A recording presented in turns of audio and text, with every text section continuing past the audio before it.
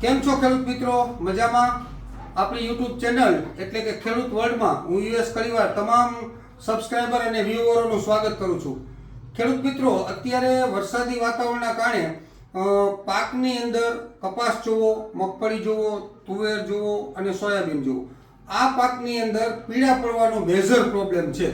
એમાંય ખાસ કરી અને મગફળી શું કામ પીળી પડે છે એના માટે હું તમને આજ સારામાં સારી અને મફતની ટિપ્સ બતાવવાનો છું. તો આપણા વિડીયોને એન્ડ સુધી જોજો, કટ ન કરતા તમારા બીજા ખેડૂત સુધી પહોંચાડજો, જેથી કરી ઓછા ખર્ચે અને મફતની દવાથી તમારી મગફળી છે એ પીળી પડતી અટકી જશે.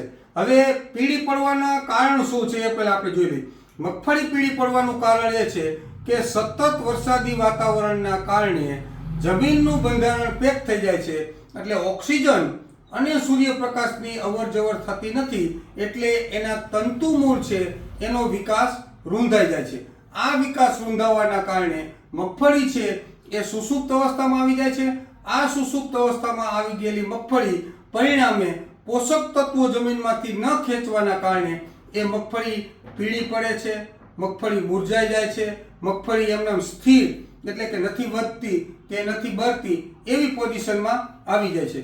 તો ખેડૂત મિત્રો, હવે આના માટે આપણે શું કરવું એની મારે તમને આજે મહત્વની વાત કરવાની છે કે મગફળી પીળી પડતી હોય તો એના માટે ઘરેલું ઉપચાર, બરાબર, બીજી ઘણી બધી દવા આવે છે એ હું તમને કહીશ, પણ પહેલાં તમને ઘરેલું ઉપચાર બતાવું.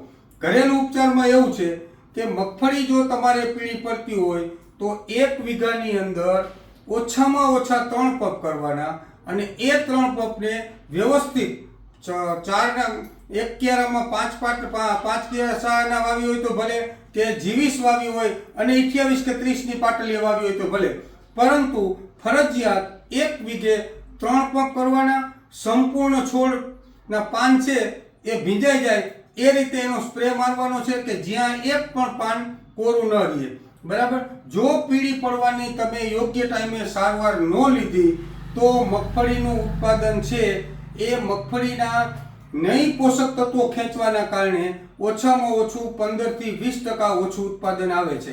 હવે આપણે મૂળ વાત ઉપર આવી કે આપણી મગફળી પીળી પડી ગઈ છે તો એના માટે શું કરવું. તો ખેડૂત મિત્રો, મગફળી પીળી પડી ગઈ છે એને તમારે ગ્રોસર એટલે કે કરિયાણાવાળાની દુકાને જવાનું, એમાં જેટલા પંપ થાય 10 વીઘાની હોય તો 30 પંપ હિસાબે તમારે એ વસ્તુ લઈ આવવાની છે. એક પંપની અંદર હીરાકસી છે એ 100 ગ્રામ નાખવાની છે, લીંબુના ફૂલ છે એ એક પંપમાં 10 ગ્રામ નાખવાના છે, અને આપણે ખાવાનો કાળો ગોળ, એ કાળો ગોળ એક પંપમાં 100 ગ્રામ નાખી અને વ્યવસ્થિત એક ડબ્બામાં ચોખ્ખું પાણી લઈ અને હલાવવાનું છે. એ હલાવ્યા પછી આપના પંપની અંદર આ બધી વસ્તુ હલાવી અને પંપની અંદર નાખી 1 વીઘાની અંદર 3 પંપ કરવાના છે. ખાસ યાદ રાખજો, હીરાકસી, લીંબુના ફૂલ અને ગોળ, હીરાકસી અને ગોળ 100 ગ્રામ નાખવાનું છે, એની સાથે લીંબુ છે, લીંબુના ફૂલ એ 10 થી 12 ગ્રામ, વધારે ઓછામાં ઓછું 10 ગ્રામ નાખવાના.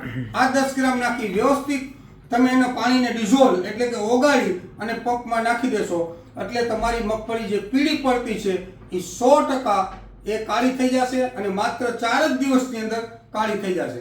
હવે આપણે ખેડૂત તરીકે આપણે એમ કહી કે આ બધું તો પિંજણવાળું કામ છે, એટલે આપણે હીરાકસી અને લીંબુના ફૂલ અને ગોળ નથી છાંટવો. મને ઘણા ખેડૂતના ફોન આવતા હોય છે કે મેસેજ કરતા હોય કે એ આપણે નથી છાંટવું, આપણે કેમિકલવાળી દવા બતાવો. તો કેમિકલવાળી દવામાં હું તમને કહું કે જો પીળી પડતી હોય તો એના માટે